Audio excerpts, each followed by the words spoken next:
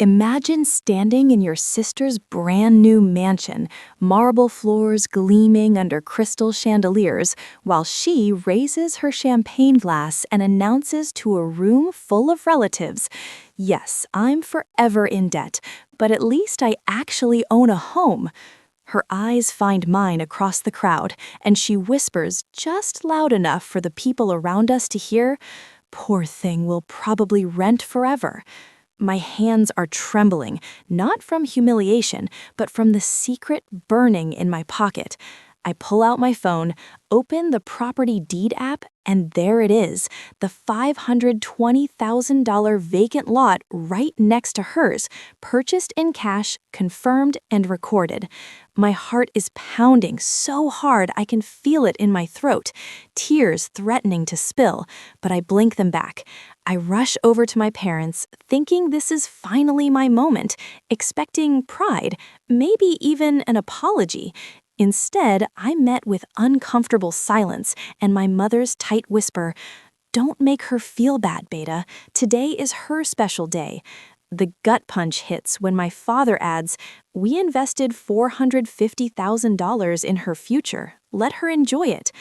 That's when I realized their money bought her a house, but my silence bought me something far more valuable: revenge served ice cold. Let me take you back to where this favoritism started, because it didn't begin at her housewarming party. This had been brewing since childhood, a slow poison that I'd learned to swallow with a smile. Growing up, my sister was always the golden child, the delicate one who needed protection and investment. She got enrolled in the best private schools, while I was told, "Tum smato, government school seb hi kailogi." Family vacations were planned around her interests, her comfort, her needs. When she struggled with basic math, my parents hired expensive tutors and sat with her for hours. When I asked for help with advanced calculus, I was handed a library card and told, "Self-study setum ar strong bunjaugi." The pattern was unmistakable and relentless. Every achievement I earned was met with a casual nod, while her most average accomplishments were celebrated like Olympic victories. I remember getting promoted to senior analyst at my firm, a position that took years of grinding to reach, and my parents responded with a distracted, "That's nice, Beta." 2 weeks later, my sister passed her basic certification exam on the third attempt, and they threw a full dinner party in her honor. The justification was always the same: "She's weak, she needs encouragement.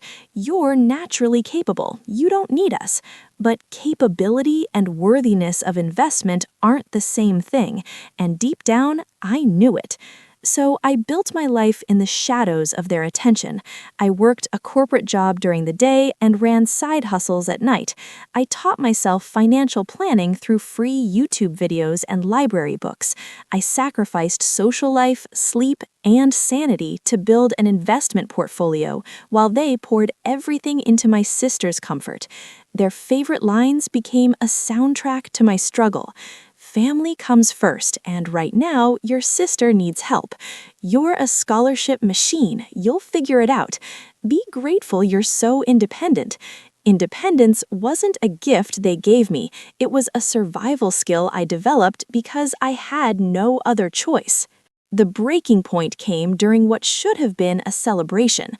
I had finally crossed the $1 million mark in net worth through careful investing in real estate, stocks, and a few smart startup opportunities.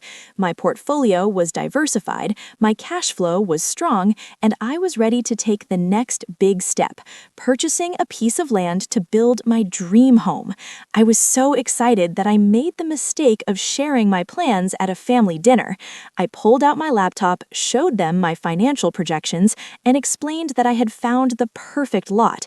It was $520,000, and while I could buy it outright, a small family loan would allow me to keep my liquidity for the construction phase.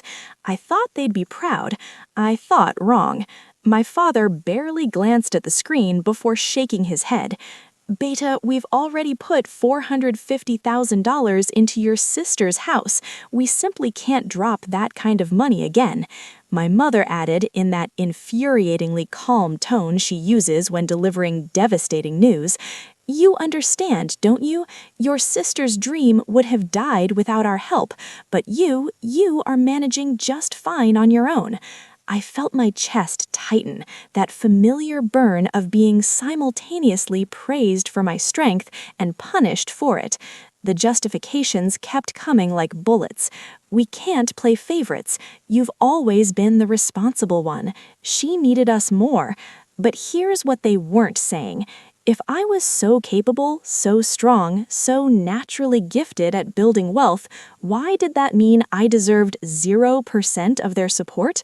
Why was my sister's average dream worth $450,000 of investment, while my exceptional success wasn't worth a single conversation about partnership? The answer was clear, and it was ugly. I wasn't their investment because I had already proven I didn't need to be. I was being punished for my competence, while mediocrity was being rewarded with blank checks and unconditional support. I'm not someone who goes looking for evidence of betrayal, but sometimes the universe has a way of putting the truth directly in your path. After a few weeks of that disastrous dinner, I was helping my parents clean out their attic, sorting through decades of accumulated paperwork and forgotten memories. That's when I found it, a leather-bound financial ledger, the kind my father used to keep before everything went digital. My hands shook as I opened it, and there on the first page was a header that made my blood run cold. House fund, sister, $150,000 down payment. I kept reading, page after page of itemized expenses, mortgage assistance payments, interior designer fees, furniture allowances, landscaping budgets, housewarming party costs. The total came to exactly $450,000, and at the bottom of the final page, written in my mother's writing, was a single line: priority, her dream home secured. There was no mention of me, no backup fund, no future plans, no acknowledgement that another child existed. I was a ghost in their financial planning, invisible and irrelevant. But I needed more confirmation, so I started paying closer attention. At a family gathering the following month, I overheard my father on the phone with his brother saying, "We put everything into her house. The other one is smart enough to handle life on her own." A few days later, my aunt let something slip during tea. "Your parents made it very clear years ago that major spending would go to your sister. You were always going to be the scholarship and self-made one." Each discovery was another layer of betrayal being peeled back.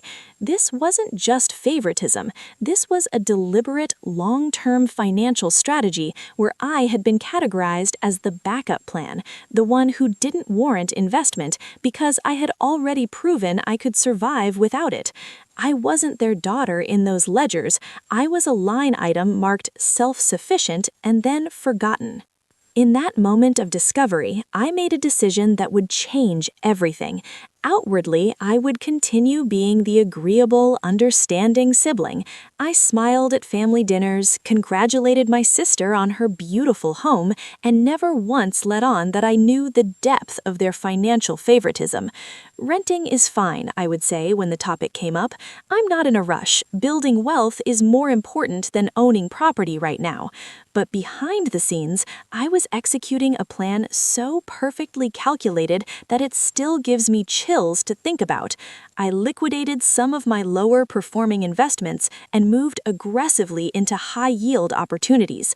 I consulted with financial advisors, real estate experts, and attorneys to make sure every move was legal, documented, and irreversible.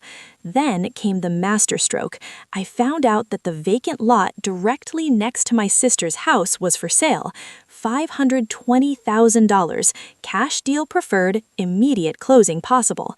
The location was perfect. It had better views, more square footage, and the potential to build a home that would make hers look like a starter property. I bought it in cash within 72 hours. But I didn't stop there. I began collecting evidence of every promise my parents had made over the years. Text messages saying, "Work hard and we'll support you when the time comes."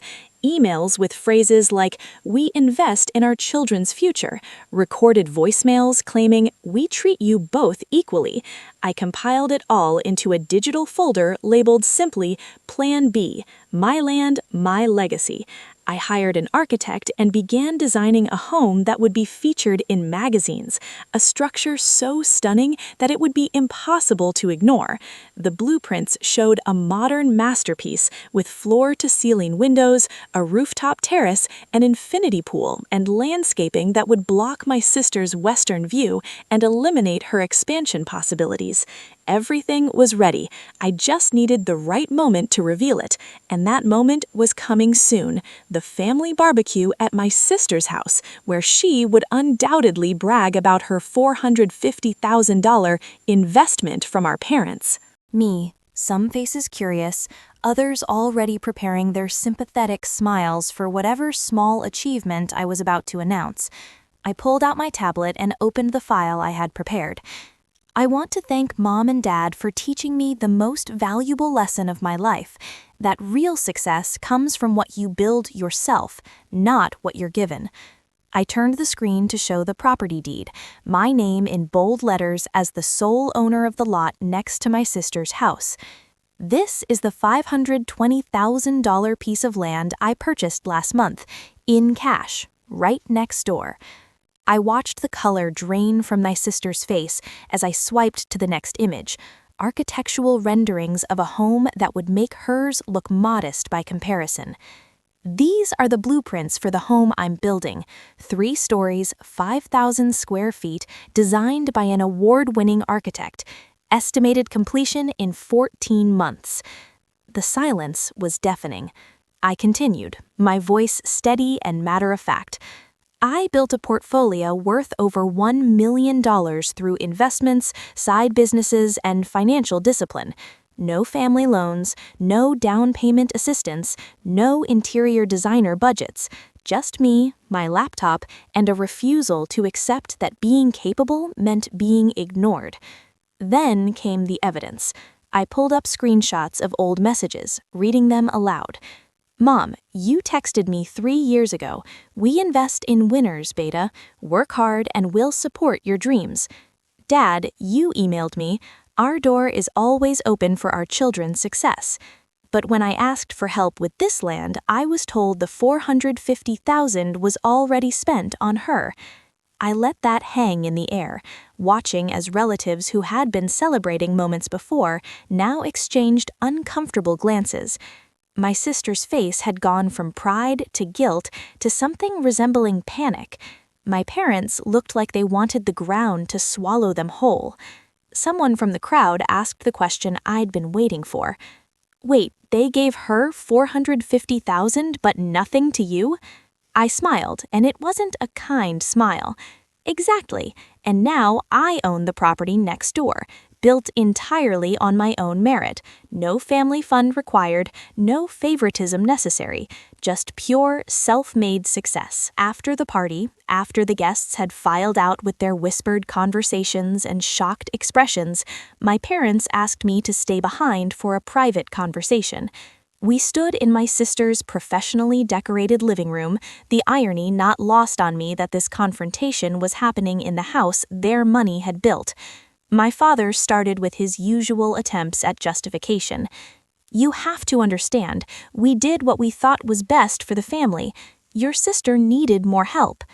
I cut him off, my voice colder than I'd ever allowed it to be with them before. "No, you chose her perceived weakness over my proven worth. You chose to fund her debt instead of partnering with my success. You chose favoritism and called it family values." My mother tried a different approach, her voice taking on that wounded tone she uses when she wants sympathy. "Why would you embarrass us like this, in front of everyone? This makes us look like terrible parents." I actually laughed at that, a short, bitter sound. "You embarrassed yourselves. I simply provided context. You spent $450,000 building her a house, while I built a $1 million empire alone. And now I own the lot next door, bought in cash with zero contribution from either of you." My sister, who had been silent until now, finally spoke. "This feels like revenge, like you're trying to punish us." I turned to her and my response was measured and final. "This isn't revenge. Revenge would be petty and emotional. This is consequence. This is what happens when you mistake capability for lack of need, when you confuse independence with not deserving investment. That lot is mine, purchased with money I earned and invested wisely. The home I build there will have nothing to do with you, your debt, or their choices. It will stand as proof that your $450,000 head start meant nothing compared to my $0 hustle." I looked at my parents one last time. "Future family gatherings? I'll attend, but understand this. You will watch my success from the outside looking in, the same way I watched your investment in her from the shadows. You had a chance to be part of my victory. You chose her mediocrity instead. That choice is permanent, and so are its consequences. So, if you're watching this and you've felt the sting of family favoritism, if you've been told you're too strong to need support while watching resources pour into someone else's average dreams, I want you to hear this clearly. Betrayal cuts deepest when it comes from the people who are supposed to champion you unconditionally, but that betrayal doesn't define your worth. Their inability to see your value is their failure, not yours. Family shouldn't be a hierarchy of who gets invested in based on who complains the loudest or struggles most visibly. Real family means believing in someone's grind before the world validates it, supporting potential as much as obvious need, and never making a child feel like their competence is a reason to withhold love or resources. My parents spent $450,000 trying to build my sister's dream, and all they got was a daughter forever in debt and a family dynamic fractured beyond repair. I spent zero of their money and built a $520,000 property purchase, $1 million net worth, and most importantly, a sense of dignity that no one can ever take from me. That lot next to her house isn't just real estate, it's daily reminder that favoritism has consequences, that self-made success is permanent, and that the best revenge isn't volume or drama, it's quiet, legal, and absolutely undeniable achievement. If you're grinding in silence while others get handed opportunities, keep building. Document everything, protect yourself legally, and understand that their investment strategy doesn't determine your value. My sister will wake up every day and see my dream home rising next to hers, built without a penny of family money, standing taller and stronger than anything they could have funded. And that view will cost her nothing financially, but everything emotionally. To everyone who's been the capable one, the strong one, the one who supposedly doesn't need help, you deserved better. Build anyway, succeed anyway, and when your moment comes, make it so undeniable that silence is their only option. They bought her a house with their money. I bought myself an empire with my dignity, and between those two investments, only one appreciates forever. Hit that like button if family favoritism ever made you question your worth. Subscribe for more stories of people who turned betrayal into unstoppable success. And remember, the best payback isn't getting even. It's getting everything they said you'd never achieve and doing it without them. That's real power. That's permanent victory. That's the empire you build when you realize their approval was never the foundation you needed.